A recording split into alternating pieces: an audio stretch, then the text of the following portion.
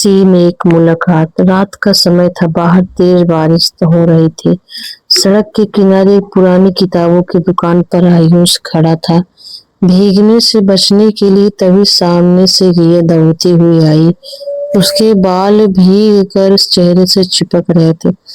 यहाँ खड़ी हो सकती हूँ? रिया ने मुस्कुराते हुए पूछा।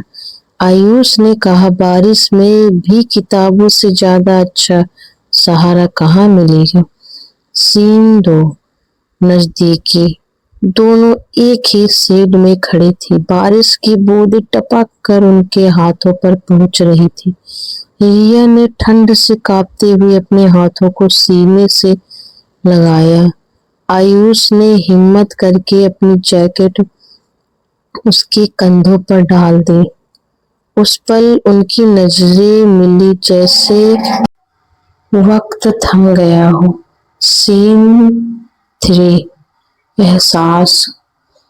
तुम हमेशा ऐसे ही अजनबियों पर भरोसा कर लेती हो, आयुष ने हल्की हंसी में कहा।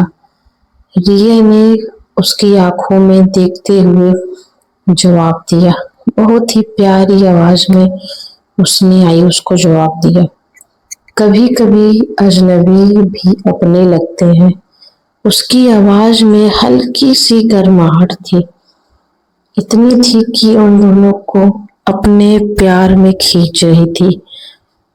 Scene 4 romance. बारिश और गहरी हो गई थी। दुकान बंद हो गई और दोनों अकेले रह गए। आयुष ने किताब उठाई और मजाक में बोला, कहानी में लिखा है कि जब दो लोग बारिश में अकेले फंसते हैं तो उनका रिश्ता बदल जाता है। रिया मुस्कुराई और बोली, तो क्या हमारी कहानी भी बदलने वाली है? आयुष ने धीरे से उसका हाथ थाम लिया। उसका दिल तेज धड़क रहा था। सीन 5 पास आने का पल। जैसे ही बिजली चमकी, रिया अचानक उससे लिपट गई।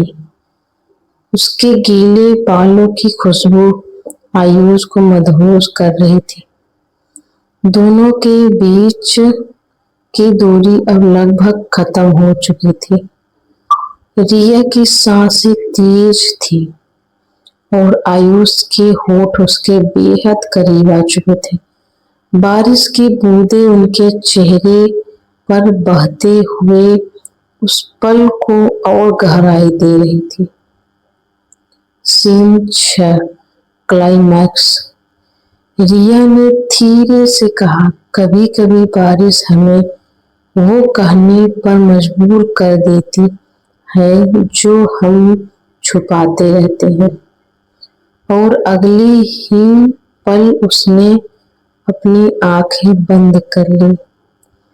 आयुष ने उसे अपनी बाहों में कस लिया और उनके होठ पहली बार मिले।